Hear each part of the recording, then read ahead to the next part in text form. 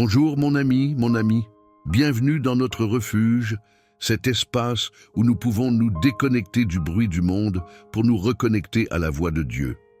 Je suis heureux que nous soyons ensemble aujourd'hui. Je veux commencer par vous poser une question. Avez-vous déjà eu l'impression que des yeux sont constamment posés sur vous? Pas de manière paranoïaque, mais de cette façon épuisante qui vous met sous pression. Le regard d'un collègue, le jugement d'un membre de la famille, le poids des attentes de la société. C'est un sentiment moderne et très réel. Vous vous sentez vigié, chaque action est scrutée, chaque erreur est notée. Parfois, cela va plus loin. Vous vous sentez persécuté, comme si des forces invisibles, la jalousie, la médisance, la compétition, travaillaient contre vous dans l'ombre. Si cette angoisse résonne en vous, sachez que vous n'êtes pas seul. Mais plus important encore, sachez que le ciel a pourvu à une solution. Aujourd'hui, nous allons découvrir comment le psaume 91 est votre arme de défense immédiate contre ce siège psychologique et spirituel. Nous n'allons pas seulement lire un psaume. Nous allons nous entraîner à utiliser un bouclier divin, une forteresse spirituelle où les regards et les jugements des hommes ne peuvent plus vous atteindre. Préparez-vous à trouver la paix, même sous surveillance. Avant d'entrer dans cette forteresse, si ce n'est pas déjà fait, je vous invite à faire partie de notre communauté. Nous sommes plus que des abonnés, nous sommes une famille de guerriers de la prière. Cliquez sur s'abonner et rejoignez nos rangs. Et je vous demande ce simple geste. Laissez un like sur cette vidéo. Votre like n'est pas qu'un clic, c'est un acte missionnaire. Il aide cette parole de libération à trouver quelqu'un qui, en ce moment même, se sent écrasé par le poids du regard des autres. Et pour déclarer notre position aujourd'hui, allez dans la section des commentaires et écrivez cette affirmation de foi. Le fondement de notre défense. L'Éternel est ma forteresse. Proclamez-le avec force. Assurez-vous de rester avec moi jusqu'au bout de notre parcours. Car à la toute fin, je partagerai avec vous une clé pratique, une technique spirituelle pour rendre votre esprit imperméable au jugement des autres, vous permettant de marcher avec une liberté nouvelle. Maintenant, respirez profondément. Laissez derrière vous la pression et l'anxiété. Ouvrez votre cœur. Notre entraînement de défense spirituelle commence. Le psaume commence par poser la condition fondamentale, le lieu de notre sécurité. Verset 1. Celui qui demeure sous l'abri du Très-Haut repose à l'ombre du Tout-Puissant. Le mot-clé est demeure. Demeurer, ce n'est pas faire une visite, c'est établir sa résidence. Face au sentiment d'être vigié, la première stratégie de défense n'est pas de contre-attaquer, mais de déménager spirituellement. Imaginez que vous vivez dans une maison aux murs de verre. Tout le monde peut voir à l'intérieur, vos gestes, vos faiblesses, vos moments de doute. C'est épuisant. Demeurer sous l'abri du Très-Haut, c'est prendre la décision de quitter cette maison de verre pour entrer dans le sanctuaire de Dieu.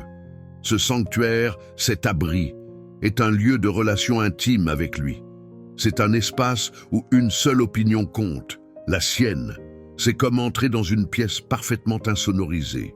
Dehors, les bruits de la critique, les murmures de la médisance, les clameurs du jugement continuent. Mais à l'intérieur, vous n'entendez que le silence apaisant de l'acceptation de Dieu. Comment demeurer là concrètement? C'est un choix conscient, renouvelé chaque jour. C'est choisir dès le matin de passer quelques instants dans cette pièce insonorisée par la prière, avant d'ouvrir la porte au bruit du monde. C'est lui demander « Père, que penses-tu de moi aujourd'hui ?» et écouter sa vérité plutôt que les mensonges extérieurs. Le résultat de cette décision est profond. Repose à l'ombre du Tout-Puissant. L'ombre ne vous rafraîchit pas seulement, elle vous cache. Pensez à l'ombre immense projetée par une montagne colossale. Si vous êtes blotti contre la base de cette montagne, un drone volant très haut ne peut même pas vous distinguer. Vous êtes caché par l'immensité de la montagne. Spirituellement, c'est la même chose. Lorsque vous restez si proche de Dieu qu'il devient votre montagne, vous devenez invisible aux attaques spirituelles. Sa grandeur éclipse votre petitesse. Les critiques, et les persécutions qui semblaient si grandes perdent de leur importance, éclipsées par la majesté de celui qui vous protège. Cette décision de demeurer conduit naturellement au verset 2. Je dis à l'Éternel, mon refuge et ma forteresse, mon Dieu en qui je me confie. Cette déclaration est votre première arme active. Face aux voix qui vous accusent ou vous jugent, vous ne restez pas silencieux. Vous ne débattez pas avec elles. Vous faites une contre-déclaration. Vous ne leur parlez pas à elles, vous parlez à Dieu, mais assez fort pour que votre propre âme entende. C'est un acte de réalignement de votre allégeance. L'histoire de Joseph en Égypte est une illustration parfaite de ce principe. Personne n'a été plus vigié que lui. Dans la maison de Potiphar, il était l'intendant, et tous les yeux étaient sur lui, ceux de son maître qui lui faisaient confiance, ceux des autres serviteurs peut-être jaloux, et surtout ceux de la femme de Potiphar qui le surveillait avec désir. Il vivait sous une pression constante. La femme de Potiphar le persécutait de ses avances jour après jour. C'était un piège quotidien. Quelle était sa défense? Il demeurait sous l'abri du Très-Haut. Son sens de l'identité et sa morale ne venaient pas de son environnement, mais de sa relation avec Dieu. Quand la tentation est devenue une attaque directe, sa réponse a révélé où se trouvait sa véritable résidence. Comment ferais-je un aussi grand mal et pécherais-je contre Dieu? Genèse 39, 9. Il n'a pas dit contre Potiphar ou contre ma réputation. Il a dit contre Dieu. La seule opinion qui comptait était celle de son juge céleste. Même lorsque cette fidélité l'a conduit en prison, le comble de la persécution injuste, il a continué à demeurer dans cet abri. La prison physique ne pouvait pas emprisonner son esprit qui résidait dans la forteresse de la présence de Dieu. C'est la première leçon fondamentale de notre défense. Avant de nous soucier des flèches qui volent, nous devons nous assurer de la solidité de nos murs. Et ces murs sont construits par une décision quotidienne. Choisir de vivre dans la présence de Dieu et de déclarer qu'il est notre seule véritable source de sécurité et d'identité. Votre valeur n'est pas définie par le nombre de likes, par l'approbation de votre patron ou par l'acceptation de votre famille. Votre valeur est définie par le Créateur de l'univers qui vous appelle son enfant. C'est cela, votre forteresse. Prenez un instant. Quelles sont les voix que vous avez le plus écoutées cette semaine? Celle de la peur, de la critique, de la comparaison, ou la voix de Dieu qui vous rappelle qui vous êtes en lui? La première étape de la défense est de choisir votre source de vérité. Une fois que nous avons fait ce choix, une fois que nous sommes intentionnellement entrés dans cet abri, Dieu commence alors à déployer des stratégies de protection actives contre les menaces extérieures. Nous avons posé les fondations. Maintenant, nous allons voir comment Dieu lui-même devient notre garde du corps personnel, déjouant les complots et neutralisant les attaques avant même qu'elles ne nous atteignent. Le verset suivant nous révèle la première action de cette garde divine. Nous avons donc posé les fondations de notre défense au premier bloc. Nous avons pris la décision de déménager spirituellement, de quitter la maison de verre du jugement humain pour nous installer dans le sanctuaire insonorisé de la présence de Dieu. Maintenant que notre résidence principale est établie, le psaume nous montre comment Dieu commence à agir comme un service de sécurité d'élite autour de nous. Il ne nous laisse pas nous défendre seuls. Le verset 3 nous dit « Car c'est lui qui te délivre du filet de l'oiseleur, de la peste et de ses ravages. » Analysons cette première promesse à travers le prisme de notre thème, se sentir vigié et persécuté. Qu'est-ce que le filet de l'oiseleur dans ce contexte? C'est le piège le plus commun dans la persécution sociale et professionnelle. Le filet de l'oiseleur, c'est ce collègue qui vous pose une question faussement innocente en pleine réunion, en espérant vous faire trébucher. C'est ce message privé qui vous flatte, mais qui cherche en réalité à vous soutirer une information confidentielle. C'est le piège de la médisance, où l'on vous invite à critiquer une personne absente pour ensuite utiliser vos paroles contre vous. C'est un piège subtil, souvent déguisé en conversation amicale. Pensez à un email de phishing. Il ressemble à un email légitime de votre banque, mais son véritable but est de vous voler vos mots de passe. Le filet de l'oiseleur spirituel fonctionne de la même manière. Il a une apparence inoffensive, mais il est conçu pour voler votre paix, votre intégrité ou votre réputation. Comment Dieu nous en délivre-t-il? En demeurant près de lui, il affine notre discernement spirituel. C'est cette petite voix, cette intuition qui vous dit « Ne réponds pas à ce message tout de suite ». C'est ce sentiment de malaise qui vous avertit qu'une conversation devient malsaine. Dieu ne supprime pas toujours le piège, mais il agit comme un filtre divin, un avertissement de sécurité qui clignote dans votre esprit pour vous empêcher de cliquer. La deuxième menace est la peste et de ses ravages. Si le filet est un piège ciblé, la peste est une contamination généralisée. Dans notre contexte, la peste est l'atmosphère toxique d'un lieu de travail rongé par la jalousie.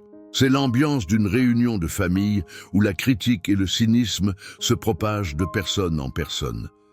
La peste, c'est aussi la rumeur qui se propage à votre sujet. Elle est comme un virus, une personne la lance, puis elle se propage de manière invisible, infectant la façon dont les autres vous perçoivent, souvent sans que vous le sachiez, jusqu'à ce que vous en voyiez les ravages. Comment Dieu nous protège-t-il de cette contagion? Sa présence en nous agit comme un antivirus spirituel. Quand vous passez du temps dans sa parole, votre système d'exploitation spirituelle est mis à jour et renforcé. Lorsque le virus de l'amertume ou du pessimisme ambiant essaie de s'installer dans votre cœur, la présence de l'Esprit Saint le détecte et le neutralise. Dieu ne nous met pas toujours en quarantaine, loin des environnements toxiques. Souvent, il nous rend porteurs de l'antidote. Votre paix inébranlable au milieu du chaos devient un agent de guérison qui stoppe la contagion autour de vous. L'histoire de Néhémie est l'illustration parfaite de cette protection.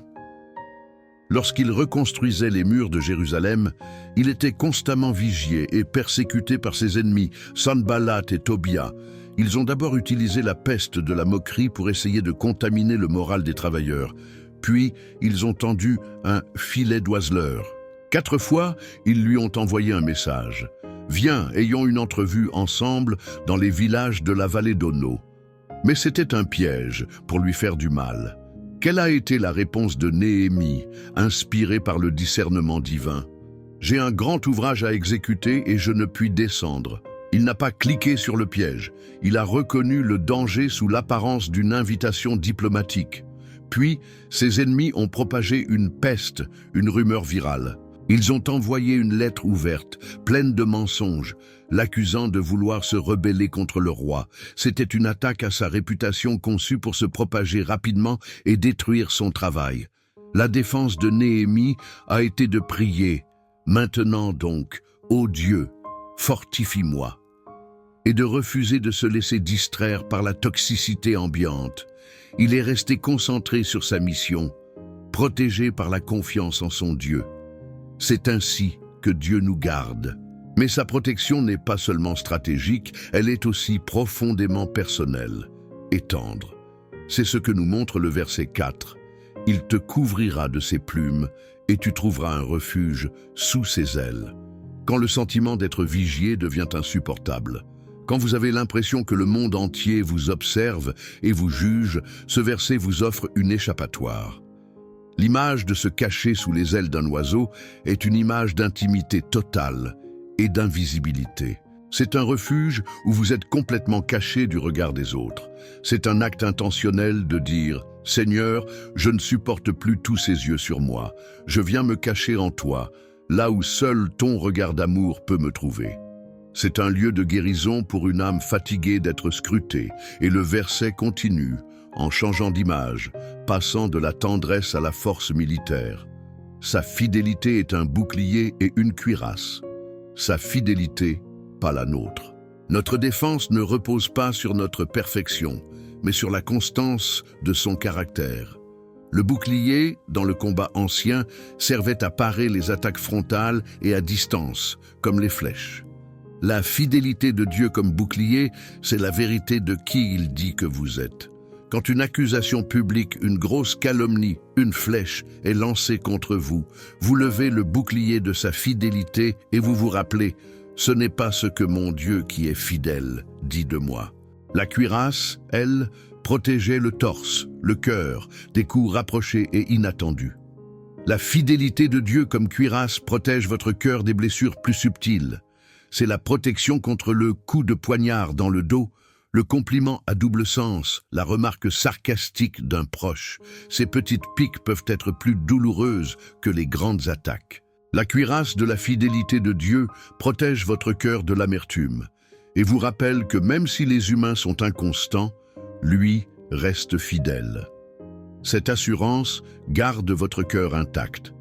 Ainsi, Dieu nous protège des pièges de la manipulation, le filet, des atmosphères toxiques, la peste, et il nous offre à la fois un refuge intime, ses ailes, et une armure personnelle, sa fidélité. C'est une défense complète contre les formes cachées et subtiles de la persécution. Mais qu'en est-il lorsque les attaques ne sont plus cachées? Quand la menace n'est plus un murmure dans l'ombre, mais un cri en plein jour? Que faire lorsque la peur n'est pas une angoisse diffuse, mais une terreur concrète qui frappe à notre porte, la nuit comme le jour?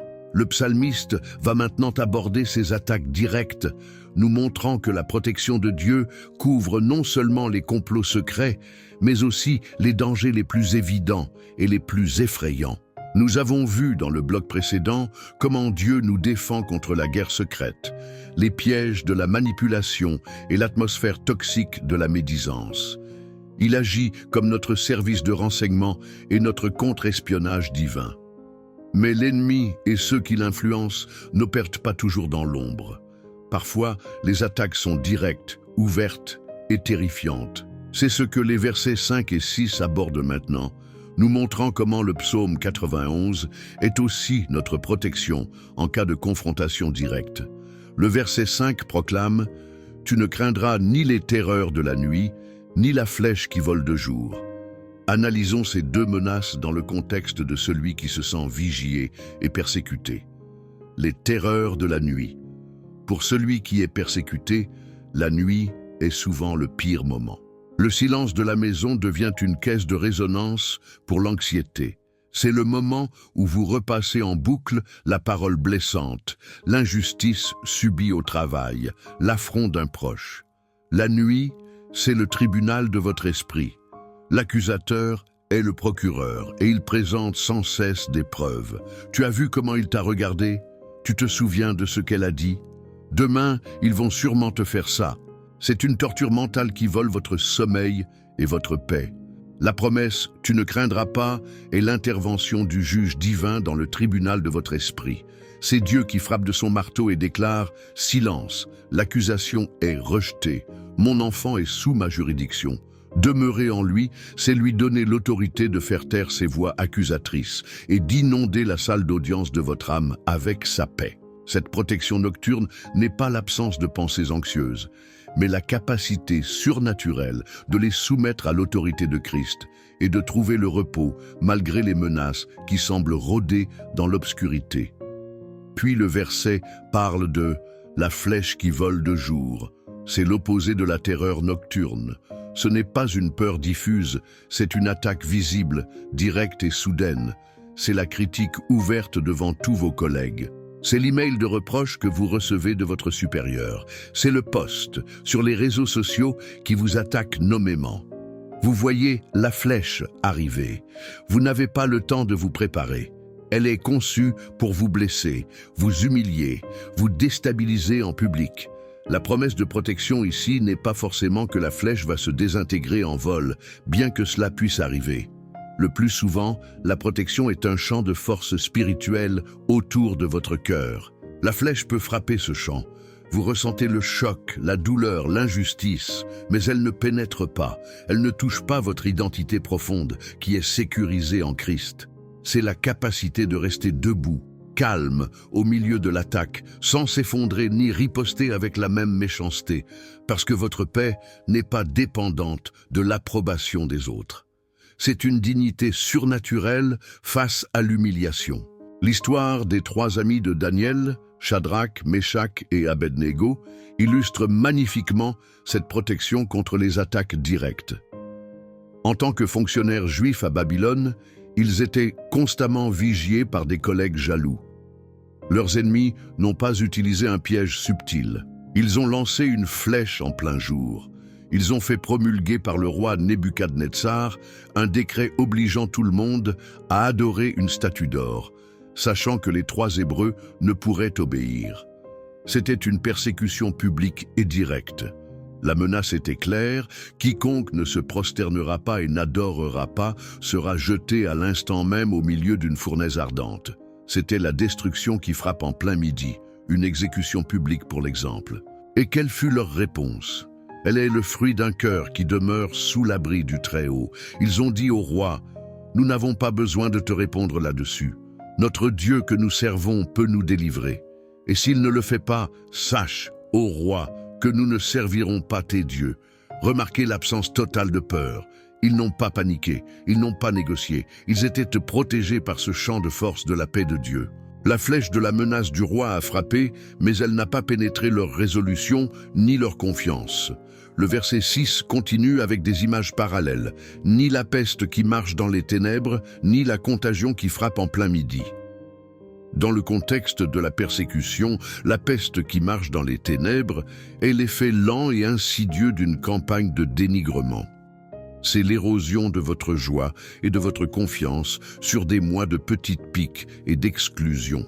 Et la contagion qui frappe en plein midi est la conséquence de cette campagne. Le licenciement injuste, la mise à l'écart public, la rupture d'une relation à cause des mensonges. C'est le désastre visible qui résulte de la contamination secrète. Les trois Hébreux ont fait face à cela. La peste des jalousies a marché dans l'ombre pendant des mois et elle a culminé avec la contagion de la fournaise ardente en plein jour. Et nous savons comment l'histoire s'est terminée. Dieu ne les a pas protégés de la fournaise, il les a protégés dans la fournaise. Un quatrième homme, semblable à un fils de Dieu, marchait avec eux au milieu du feu.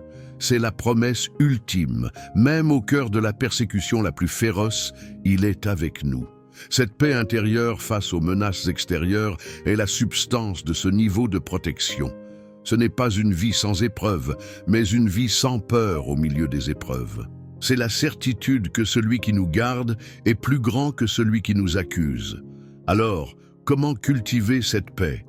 En passant du temps, chaque jour, dans cet abri où l'opinion de Dieu devient plus forte et plus réelle que n'importe quelle menace humaine. C'est un entraînement quotidien de l'âme. Jusqu'à présent, nous avons vu la protection de Dieu contre les complots secrets et les attaques directes qui nous visent personnellement. La défense est ciblée, individuelle. Mais que se passe-t-il lorsque la crise n'est plus personnelle? Que se passe-t-il lorsque ce n'est pas seulement vous qui êtes persécutés, mais que tout le système, toute la société, tout le monde autour de vous semble s'effondrer dans le chaos, la guerre ou la maladie? Comment garder la foi quand on n'est plus la seule cible, mais juste une personne parmi des milliers qui tombent?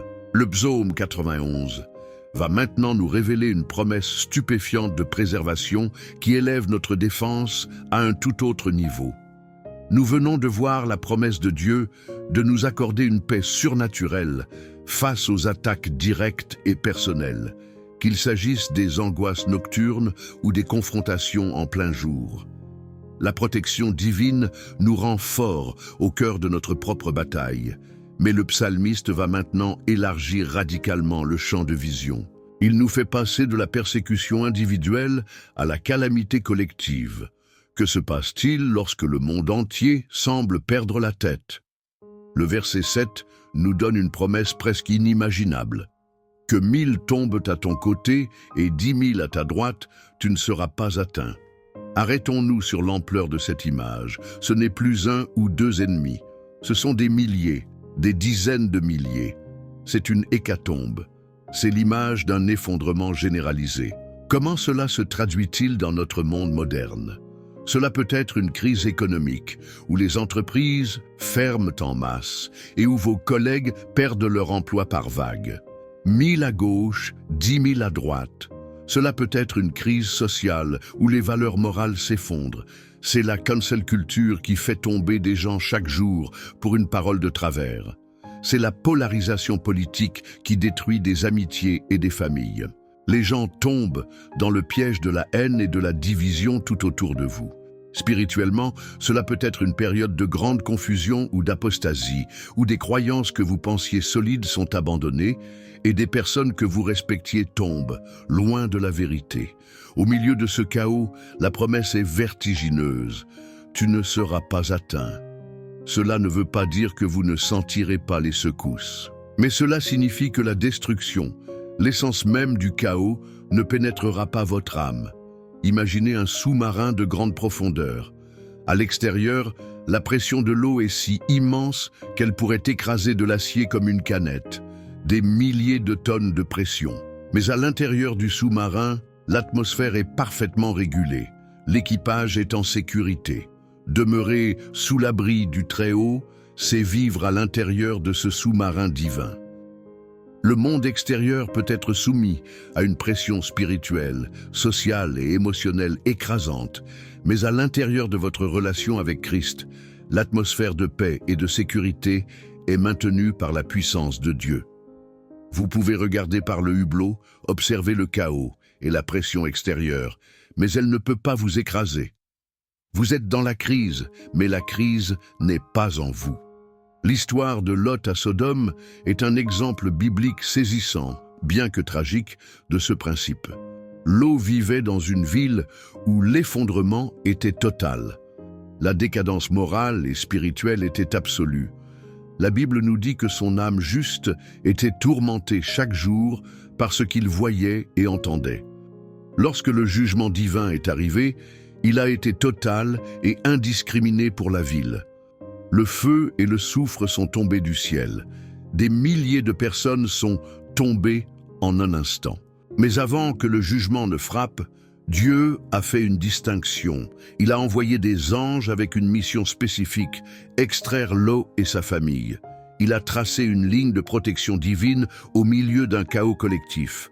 Dieu a dit, en substance, « Le jugement va tomber sur tout ce système, mais cet homme, cette famille, ils m'appartiennent, ils ne seront pas atteints. » C'est une illustration puissante de la préservation divine au cœur de l'effondrement.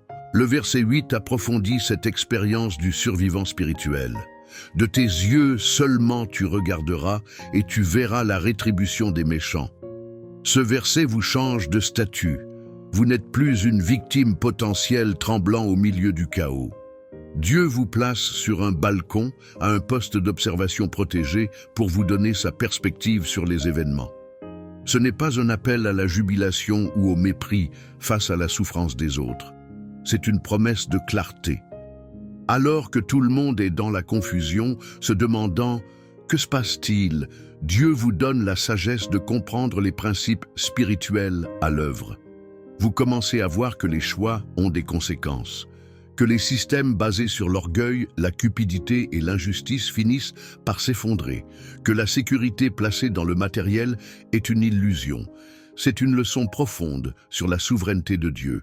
Et la deuxième partie, tu verras la rétribution des méchants, est un baume pour l'âme de celui qui a été persécuté. C'est l'assurance ultime que l'injustice ne gagne pas à la fin. Ceux qui vous ont calomnié, ceux qui ont tendu des pièges pour vous, ceux qui ont prospéré par la malhonnêteté. Vous n'avez pas besoin de chercher à vous venger. Dieu dit, reste à ta place, en sécurité, fais-moi confiance. Moi, je m'occupe de la justice. Cette promesse vous libère du fardeau de l'amertume. Elle vous permet de pardonner, sachant que le jugement final et parfait appartient à un Dieu juste et bon. Votre rôle n'est pas de punir, mais de rester dans le sous-marin de sa paix. Cette protection au milieu du chaos est donc double. Une préservation miraculeuse de votre être intérieur face à la pression extérieure et une perspective divine qui vous donne la paix et la sagesse là où d'autres ne voient que la confusion. C'est la promesse d'être un îlot de stabilité, un phare de paix au milieu de la tempête la plus déchaînée. Mais cela soulève une question encore plus profonde. Cette séparation divine, cette protection angélique pour l'eau, cette préservation miraculeuse, comment Dieu fait-il cela en pratique? Quels sont les mécanismes qu'il emploie pour garantir une telle sécurité à ses enfants? Le psaume, dans les versets suivants, va maintenant lever le rideau et nous montrer la logistique céleste de notre protection. Nous allons découvrir les agents que Dieu commissionne personnellement pour veiller sur nous. Préparez-vous, car nous allons explorer le monde invisible et le rôle actif que les anges jouent dans l'accomplissement de ces promesses spectaculaires. Parfait. Continuons à lever le voile sur les mécanismes de la protection céleste. Nous avons donc contemplé cette promesse incroyable, être préservé au milieu d'un effondrement généralisé, comme dans un sous-marin divin qui nous protège de la pression écrasante du monde. La question qui brûle nos lèvres est comment?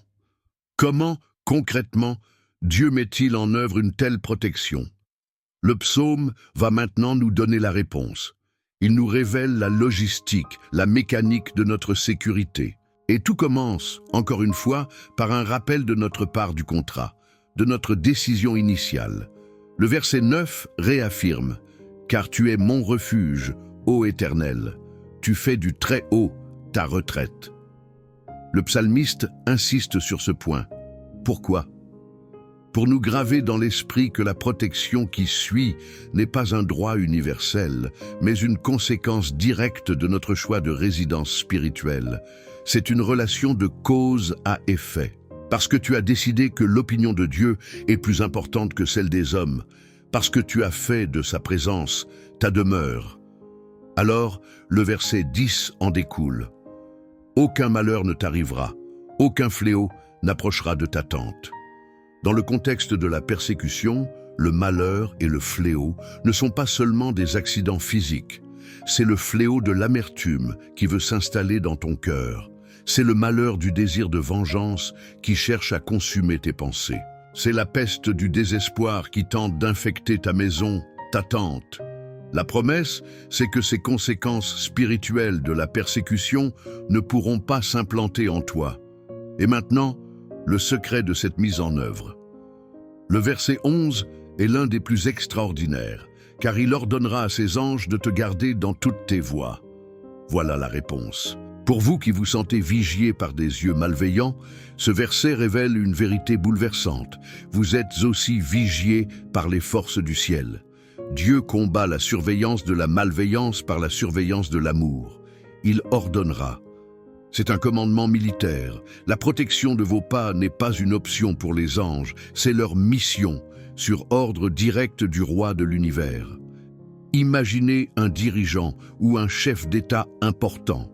Il ne se déplace jamais seul. Il a une équipe de protection rapprochée. Ses agents ne font pas que réagir aux menaces. Ils sont proactifs. Ils inspectent les lieux à l'avance, analysent les risques, neutralisent les dangers potentiels avant même que la personne protégée n'arrive. C'est une image de ce que les anges font pour nous sur le plan spirituel. Ils inspectent les lieux de notre journée. Ils nous gardent d'un danger que nous n'avons même pas vu. Ils nous poussent à changer de chemin pour éviter un accident spirituel. Ils neutralisent une tentation avant qu'elle ne devienne trop forte. L'histoire de l'évasion de Pierre de la prison dans Actes, chapitre 12, est une démonstration spectaculaire de cette protection angélique en action. La persécution faisait rage. Le roi Hérode venait de faire tuer l'apôtre Jacques. Il a ensuite fait arrêter Pierre. Pierre était sous une surveillance maximale. Il dormait en prison, lié par 2 chaînes, entre 2 soldats. D'autres sentinelles gardèrent la porte. Humainement, toute évasion était impossible. Il était vigié de toutes parts. Que faisait l'Église? Elle ne pouvait pas attaquer la prison. Elle faisait la seule chose possible. Elle priait avec ferveur. Elle demeurait sous l'abri du Très-Haut. Et soudain, la nuit, un ange du Seigneur survint. Une lumière a brillé dans la cellule. L'ange a réveillé Pierre, et les chaînes sont tombées de ses mains. L'ange l'a guidé, passant devant la première puis la seconde garde. Ils sont arrivés à la porte de fer de la ville qui s'ouvrit d'elle-même devant eux. Ce n'est pas Pierre qui a forcé la porte. Ce n'est pas lui qui a maîtrisé les gardes. Un agent divin sous les ordres de Dieu a orchestré une libération surnaturelle face à une persécution qui semblait être une condamnation à mort certaine. C'est cela, la promesse du psaume 91.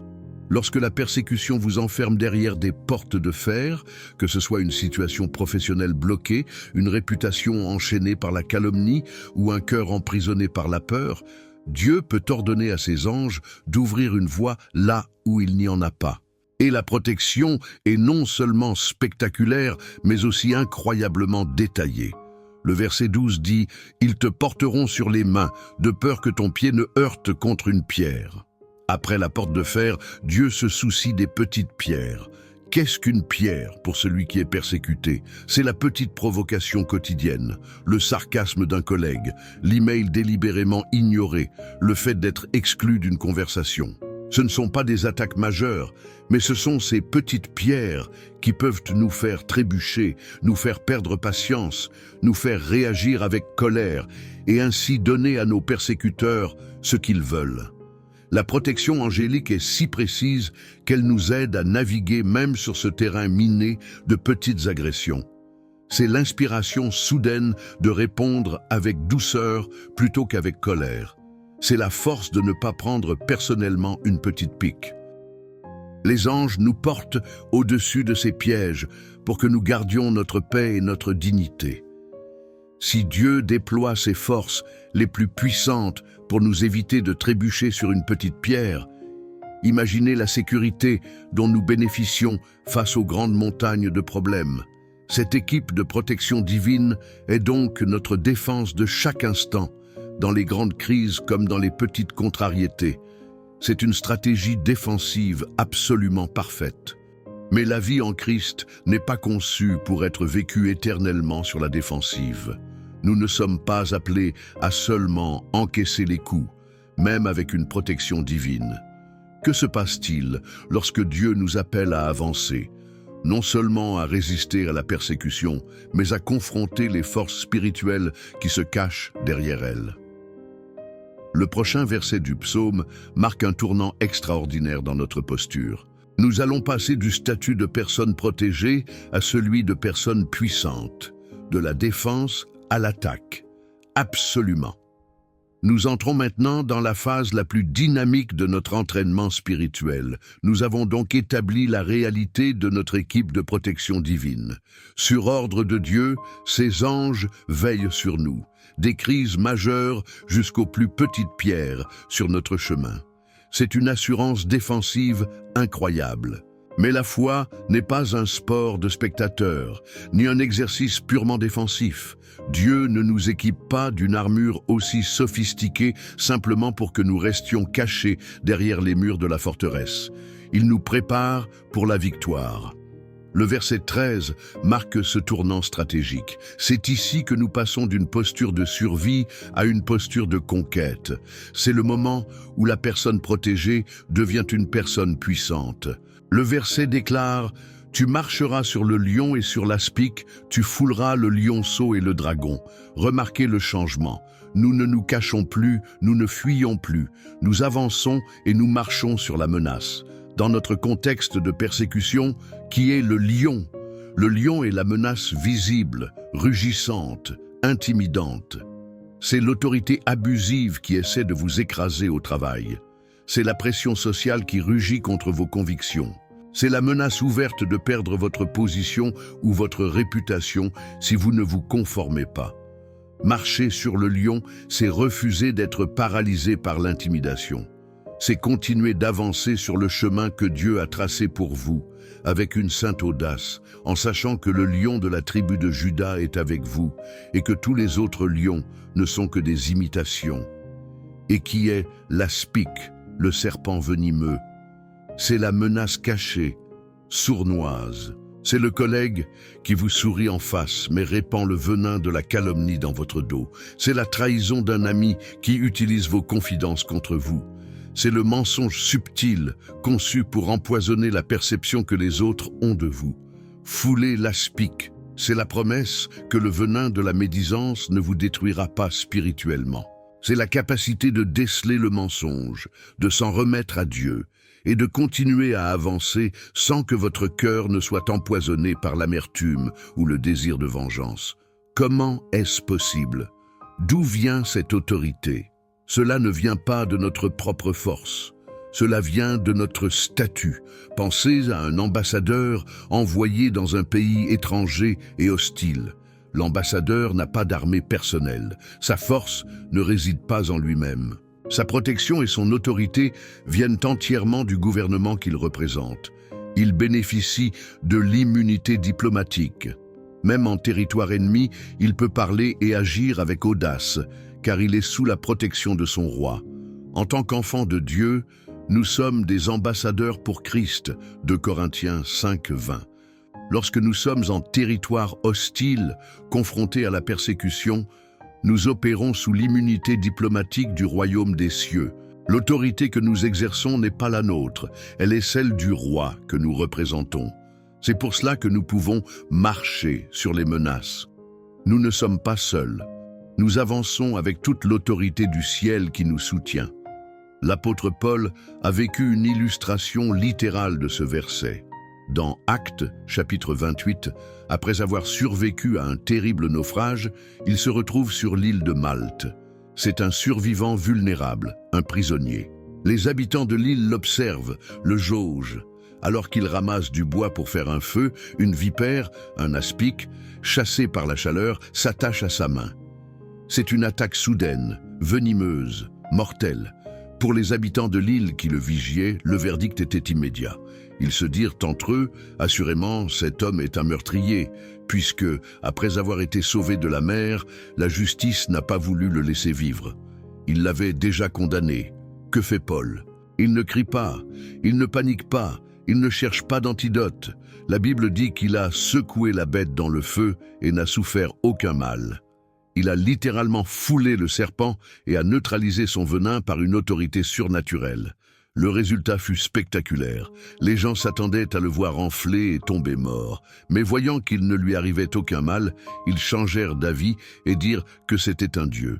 L'autorité de Paul sur le venin du serpent a complètement anéanti le jugement des hommes et a ouvert la porte à un ministère puissant sur toute l'île. C'est la promesse pour vous aujourd'hui. Quand le serpent de la calomnie, de la trahison ou du faux jugement s'attache à vous, vous avez l'autorité spirituelle en Christ de le secouer dans le feu de la prière et de ne souffrir aucun mal spirituel. Le venin peut être injecté, mais il n'a pas à vous tuer. Votre identité en Christ est l'antidote qui neutralise ses effets.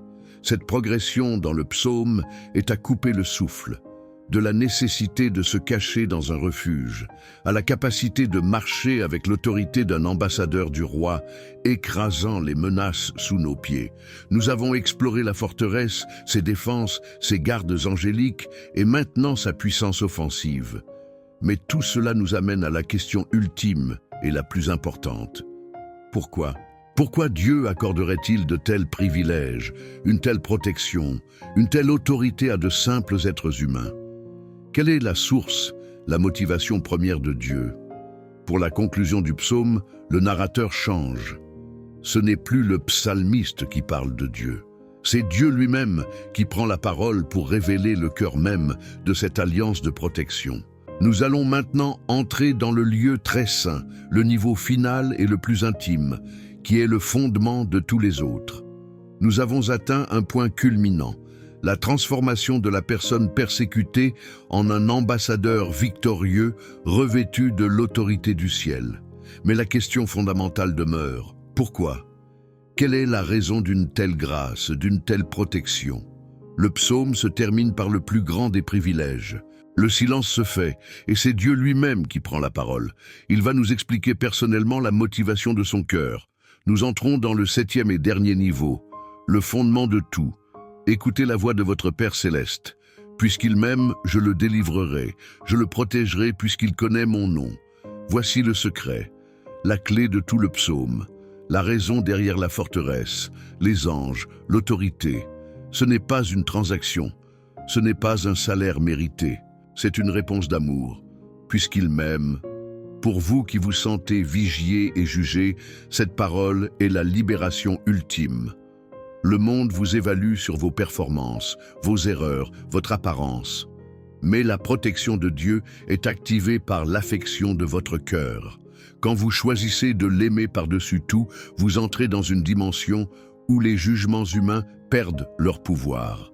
Pensez à un prince ou une princesse. Ils sont protégés par les meilleurs gardes du royaume, non pas parce qu'ils sont forts ou parfaits, mais simplement parce qu'ils sont les enfants bien-aimés du roi. Leur identité, issue d'une relation d'amour, leur confère la protection. En aimant Dieu, nous revendiquons notre identité d'enfant du roi et il nous accorde la protection du royaume. Dieu ajoute « Je le protégerai puisqu'il connaît mon nom ». Ceux qui vous persécutent essaient de vous coller des étiquettes, de faux noms, incompétents, faibles, problématiques. Mais la promesse de Dieu est que, parce que vous connaissez son vrai nom, c'est-à-dire son véritable caractère, fidèle, juste, bon, amour, vous êtes immunisés contre les faux noms que le monde vous donne. Connaître son caractère, c'est le fondement de votre identité. Et cette identité est inattaquable. Au verset 15, les promesses de cette relation intime se déploient. Il m'invoquera et je lui répondrai. Lorsque la persécution vous isole, lorsque vous avez l'impression que personne ne vous écoute, ce verset vous assure d'une ligne de communication directe et privée avec le trône de l'univers. Le ciel est toujours à l'écoute. Puis vient cette promesse d'une tendresse infinie. Je serai avec lui dans la détresse. Il ne promet pas toujours de nous tenir à l'écart de la détresse, mais il garantit sa présence au cœur de la détresse. Il ne vous regarde pas de loin lutter dans la fournaise de la persécution. Il descend et marche avec vous au milieu des flammes. Cette présence est la véritable protection, car si Dieu est avec vous, qui peut être réellement contre vous? Et il ne se contente pas de nous accompagner. Il agit, je le délivrerai et je le glorifierai. C'est la promesse de la justification. Dieu ne vous sort pas seulement du problème, il utilise le problème pour vous honorer. La situation que vos persécuteurs avaient prévue pour votre honte, Dieu la transforme en une vitrine pour sa gloire et votre réhabilitation. Enfin, au verset 16, la vision s'étend à l'éternité. Je le rassasierai de longs jours et je lui ferai voir mon salut. Le rassasier de longs jours, c'est la promesse d'une vie pleine et significative, libérée de l'anxiété et du stress rongeur de la persécution. C'est une vie de qualité, vécue dans la paix de son approbation. Et la conclusion magnifique, je lui ferai voir mon salut. Le mot hébreu pour salut est Yeshua, le nom même de Jésus. La promesse ultime est qu'à la fin de la bataille, vous verrez face à face votre Sauveur. Vous entrerez dans un lieu où plus aucune voix accusatrice, plus aucun regard jugeant ne pourra jamais vous atteindre. C'est la sécurité éternelle. Ce psaume est donc le voyage de l'âme, de la peur d'être vigié, à la paix, d'être aimé, et finalement à la joie de voir notre Sauveur. Maintenant, unissons nos cœurs dans la prière pour nous approprier ces vérités. Père éternel, notre abri, notre forteresse, nous nous présentons devant toi. Merci pour cette arme de défense qu'est ta parole. Aujourd'hui, nous prenons la décision de demeurer en toi. Nous choisissons de fermer la porte au bruit des opinions humaines pour nous reposer dans le sanctuaire de ta présence. Nous te remercions de nous délivrer des pièges de la manipulation et de nous immuniser contre l'atmosphère toxique de la médisance. Nous déclarons que ta fidélité est notre bouclier et notre cuirasse. Au nom de Jésus, nous rejetons l'esprit de peur, l'anxiété nocturne et les flèches des attaques ouvertes. Nous déclarons que ta paix garde nos cœurs. Nous refusons les faux noms et les étiquettes que nos persécuteurs essaient de nous coller. Nous sommes tes enfants, aimés et protégés. En vertu de l'autorité que tu nous donnes, nous nous levons et nous marchons sur le lion de l'intimidation et sur le serpent de la calomnie. Leur pouvoir sur nous est brisé au nom de Jésus. Et par-dessus tout, Père, nous répondons à ton amour. Nous te disons que nous t'aimons. Merci de nous aimer le premier. Que cet amour soit le fondement inébranlable de notre identité et de notre sécurité. Nous te faisons confiance. Au nom puissant de Jésus. Amen. Mon ami, je vous avais promis une clé pratique pour rendre votre esprit imperméable au jugement des autres. La voici. C'est ce que j'appelle l'encre de la première voie. Chaque matin, votre journée est une mer sur le point de devenir agitée par les vents des paroles, des opinions et des critiques.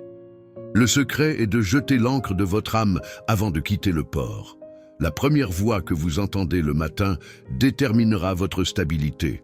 Avant de regarder votre téléphone, avant d'écouter les nouvelles, avant même de parler à qui que ce soit, prenez 60 secondes. Ouvrez la Bible sur une promesse, ou rappelez-vous simplement une vérité sur qui Dieu dit que vous êtes. Ancrez votre esprit à cette vérité. Faites de la voix de Dieu la première et la plus lourde voix de votre journée. Lorsque les vents de la critique ou du jugement se lèveront plus tard, ils pourront faire tanguer votre navire, mais ils ne pourront pas le faire dériver, car votre ancre est déjà solidement plantée dans le rocher de sa vérité. Si ce voyage dans le psaume 91 a fortifié votre âme, je vous invite à rejoindre notre famille de guerriers de la prière en vous abonnant. Laissez un like pour que cette armure spirituelle soit proposée à d'autres personnes qui en ont besoin. Et partagez cette vidéo avec quelqu'un qui se sent seul sous le feu de la critique. Nous avons appris à nous battre dans la forteresse du psaume 91. Mais comment trouver le repos et la restauration après la bataille? Dans une autre de nos rencontres, nous avons exploré comment marcher dans les verts pâturages et se reposer près des eaux paisibles avec le bon berger du psaume 23. Je vous invite à trouver cette prière sur notre chaîne pour un temps de guérison profonde. Merci d'avoir été là. Marchez avec l'assurance que vous n'êtes pas seulement vigié par les hommes, mais gardé par les anges. Que la paix de Dieu soit votre forteresse. Soyez bénis.